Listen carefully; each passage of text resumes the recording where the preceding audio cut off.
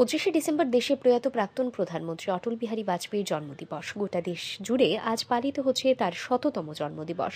দেশের প্রয়াত প্রাক্তন প্রধানমন্ত্রী অটল বিহারী বাজপেয়ীর জন্মবার্ষিকী উপলক্ষে তাকে সম্মান জানাতে এবং ভারতীয় জনগণের মধ্যে সরকারের দায়বদ্ধতা সম্পর্কে সচেতনতা তৈরি করতে 2014 সালে অটল বিহারী বাজপেয়ীর জন্মদিবসকে সুশাসন দিবস হিসেবে পালন করার ঘোষণা দিয়েছিলেন দেশের প্রধানমন্ত্রী নরেন্দ্র মোদী।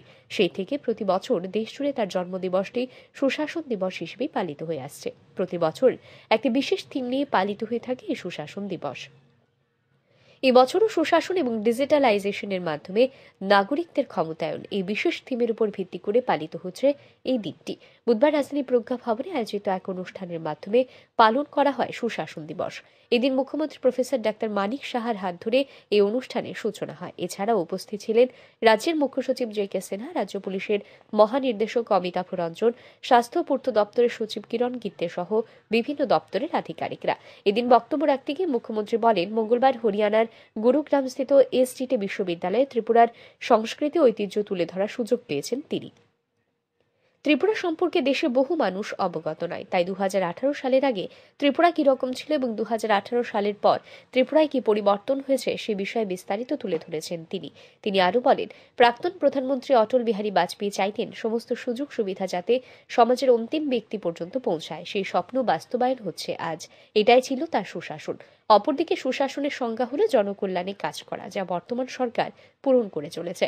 2018 সালে রাজ্যে বিজেপি সরকার প্রতিষ্ঠার সময় যে প্রতিশ্রুতিগুলি দিয়েছিল সেগুলি অক্ষরে অক্ষরে পালন করে চলেছে সরকার। প্রাক্তন প্রধানমন্ত্রী অটল বিহারী বাজপেয়ীর মার্গদর্শনেই সরকার এগোচ্ছে।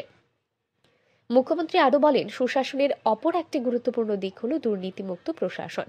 দুর্নীতিমুক্ত প্রশাসন যাতে বজায় থাকে সেদিকে লক্ষ্য রাখতে আধিকারিক থেকে শুরু করে সমস্ত কর্মচারীদের পরামর্শ দেন তিনি। এছাড়াও এদিন রাজ্যের আইন শৃঙ্খলা নিয়েও আলোচনা করেন মুখ্যমন্ত্রী।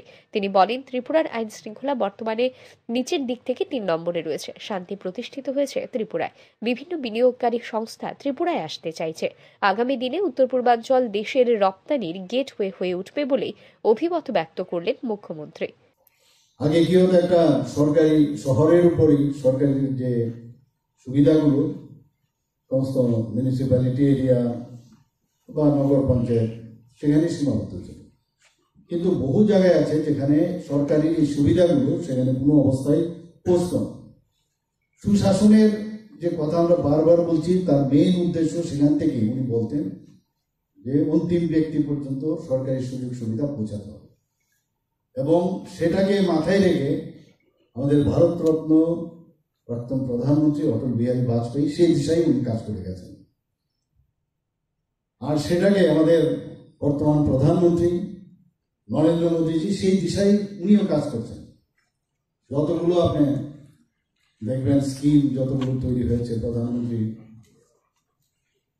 আয়ুষ্মান ভারত বলুন, প্রধানমন্ত্রী জন আরোগ্য যোজনা বলুন, যাই বলুন, সমস্ত জায়গায় আমাদের সমস্ত স্কিমগুলো পেশ করেছেন গ্রামীণ যে প্রান্তিক ব্যক্তি তাদের জন্য। আমরাও কিন্তু সেই বিষয়ে আমাদের যতগুলো স্কিম হয়েছে সেগুলো কিন্তু আমরা করেছি, এবং এখন তো স্কিম তো করলাম, কিন্তু স্কিমের পরে ইমপ্লিমেন্টেশনটা প্রপারলি হচ্ছে কিনা তার জন্য কিন্তু দিল্লিতে আমাদের মাঝে মাঝে যেতে হয়।